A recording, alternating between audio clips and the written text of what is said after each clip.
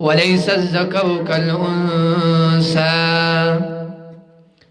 وإني سميتها مريم وإني أعيذها بك وذريتها من الشيطان الرجيم فتقبلها ربها بقبول حسن وأنبتها نباتا حسنا وكفلها زكريا كلما دخل عليها زكريا المحراب وجد عندها رزقا قال يا مريم أنى لك هذا قالت هو من عند الله إن الله يرزق من يشاء بغير حساب. سورة آل عمران آية نمبر 36.